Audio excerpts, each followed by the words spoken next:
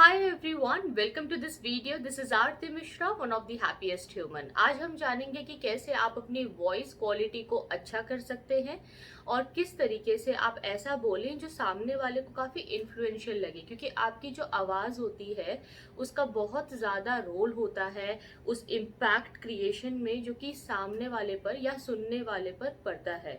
यानी कि अगर आपकी आवाज़ बहुत अच्छी है या अगर आप कोई भी ऐसा काम करते हो जिसमें वॉइस का बहुत रोल होता है और अगर आपकी वॉइस क्लीन क्लियर और इन्फ्लुएंशियल नहीं है तो आपको बहुत सारी प्रॉब्लम्स हो सकती हैं। और अगर आपकी वॉइस क्लीन क्लियर और इन्फ्लुएंशियल है और आप बहुत अच्छे से बोलते हैं तो ये बहुत ज़्यादा बेनिफिशियल हो सकता है आपके करियर को आगे बढ़ाने के लिए। तो आइए जानते हैं कि ये कैसे किया जाता है।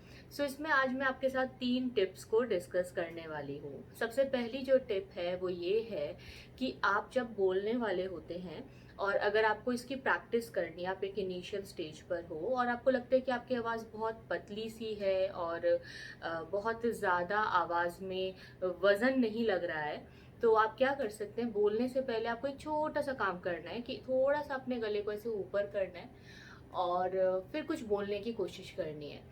अगर मैं ऐसे गले को ऊपर लिफ्ट करती हूँ तो इससे क्या होता है कि जो मेरा वोकल एरिया है वो बहुत ज़्यादा एक्सपैंड होता है और ऑटोमेटिकली मेरी आवाज़ जो है वो हैवी हो जाती है। जैसे कि अभी मैंने गले को ऊपर करके अगर मैं बोलूँ तो मेरी आवाज़ ज़्यादा हैवी होगी और धीरे धीरे फिर जो है नॉर्मल भी मैं बोलूँगी तो भी हैवी आवाज़ निकलेगी। और जितना ज़्यादा आप नीचे रख करके बोलोगे, अगर अपने आप को अपने हेड को आप नीचे डाउन करके देखते हो और फिर बोलते हो तो आपकी जो आवाज़ है वो पतली आती है। ये एक बहुत छोटी सी ट्रिक है, बट ये मुझे कैसे पता चला, ये मैंने खुद अपने प्रैक्टिस से सीखा। मुझे लगभग 4.5 साल हो चुके हैं जहाँ मेरा काम पूरा बोलने का ही होता है। तो पहले मैं लेक्चर्स जब रिकॉर्ड करती थी तो मेरी आवाज़ बहुत पतली सी आती थी, ऐसा लगता था जैसे कोई बच्चा बोलता है ना, जैसे बच्चों की वॉइस होती है, तो वैसे ही मेरी भी वॉइस आती थी। तो मुझे लगता था कि यार लेसन्स तो अच्छे हैं लेकिन थोड़ा सा जब आवाज़ में जब वज़न होता है, जब आपकी आवाज़ बहुत अच्छी सी लगती है तो लोगों को ना आपका लेसन देखना भी पसंद आएगा और वो ज़्यादा देखेंगे और ज़्यादा आपको फॉलो करेंगे। तो मैंने सोचा क्या किया जाए, तो इसके लिए मुझे फिर इस एक्सरसाइज टेक्निक का पता चला कि आप जब भी बोल रहे हो तो बोलने से पहले सिर्फ 1 मिनट के लिए अपने गले को ऐसे ऊपर करना है और जितना कर सकते हो आप उतना, जितना आप मतलब कर सकते हो उतना ज़्यादा एक्सटेंड करो और उसके बाद बोलना शुरू करो। 4-5 मिनट बाद आप फील करोगे जब भी आप ऐसा करते हो तो आपके आगे के लिए कुछ टाइम तक के लिए आपकी आवाज़ ऑटोमेटिकली गाढ़ी सी हो जाती है और बहुत अच्छा फिर आपके जो है ना, जो आपकी टोन है बहुत क्लीन और क्रिस्प सी टोन निकलती है। जैसे कि अभी आप देखिए कि मैं बहुत ही नॉइज़ वाले बैकग्राउंड में हूँ, मतलब काफ़ी नॉइजी है रूम और आसपास काफ़ी सब कुछ हो रहा है, लेकिन आपको फिर भी मेरी आवाज़ बहुत क्लीन एंड क्लियर आ रही होगी।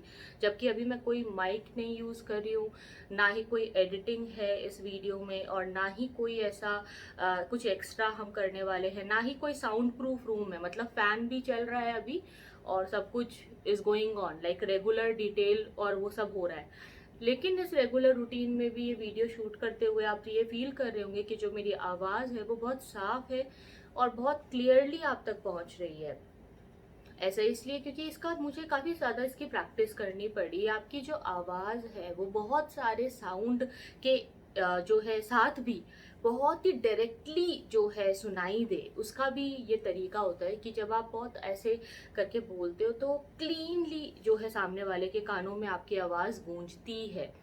दूसरी चीज़ है कि जब आप बोलते हैं तो थोड़ा सा लाउडली बोलने की कोशिश कीजिए। कई लोग जो है बोलते बहुत अच्छा है बट वो बहुत ज़्यादा धीरे बोलते हैं, मतलब बोलना आपको सॉफ्टली है, अच्छे से प्यार से, लेकिन लाउडली बोलना है, यानी कि थोड़ा सा आवाज़ को ज़ोर से तेज़ी करके बोलना है। शुरुआत में जब मैं ये करती थी तो मेरी तो सांस फूलने लगती थी और मुझे लगता था कि बिल्कुल ब्रीथलेसनेस हो रही है, क्योंकि मुझे इसका कोई आइडिया नहीं था और ना ही मुझे इसकी प्रैक्टिस थी। लेकिन जब मैंने ऐसे 3-4 वीडियोस को रिकॉर्ड किया और कुछ ऐसे लेसन्स बनाए जिसमें कि मैंने काफ़ी सारे जो है लाउडली बोल करके वॉइस को रखा, तो ऑटोमेटिकली मैंने देखा कि मेरे व्यूज़ और मेरे फॉलोअर्स काफ़ी ज़्यादा इंक्रीज़ हो गए थे और ये मेरे लिए बहुत वर्क किया। मतलब अगर आपको लगता है ना कि आप कुछ भूल भी रहे हो या कोई पर्टिकुलर चीज़ पे आपके पास पॉइंट नहीं है बोलने के लिए, या आप अपने आप को एक्सप्रेस नहीं कर पा रहे हैं, आपको थोड़ा कॉन्फिडेंस डाउन लग रहा है, इंस्टेंटली स्पीक लाउडली। लाउडली बोलना शुरू करोगे ना तो आपका कॉन्फिडेंस इंक्रीज हो जाएगा और आपको लगेगा कि आपके मन में आइडियाज़ और थॉट्स भी आ रहे हैं। तीसरी टिप है, बोलने में कब बोले, कब रुके, कब पॉज करें, कब जोर से बोले, कब धीरे से बोले, ये भी बहुत ज़्यादा मैटर करता है।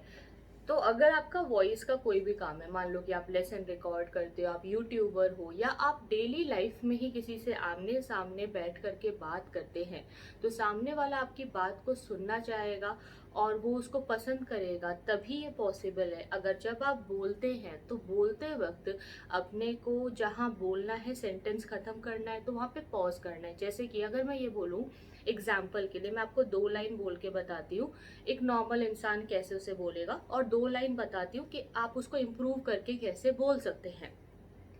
जैसे कि एग्जाम्पल के लिए, हाय तुम कैसे हो और तुम क्या कर रहे हो, आगे तुम्हारा क्या प्लान है, चलो आए और इस चीज़ को डिस्कस करते हैं, तो किस तरीके से हम आगे के सारे काम कर सकते हैं और मैनेजमेंट की सारी डिटेल्स को चेक करेंगे। लाइक दिस, एग्जाम्पल के लिए मैंने ये लाइन बोली। अब आप देख सकते हो कि इसमें कुछ जो वर्ड्स है मैं पूरा कंप्लीट नहीं कर रही हूँ। अगर कोई मुझसे पहली बार बात कर रहा है तो उसे लगेगा कि मैं बहुत जल्दीबाजी में हूँ।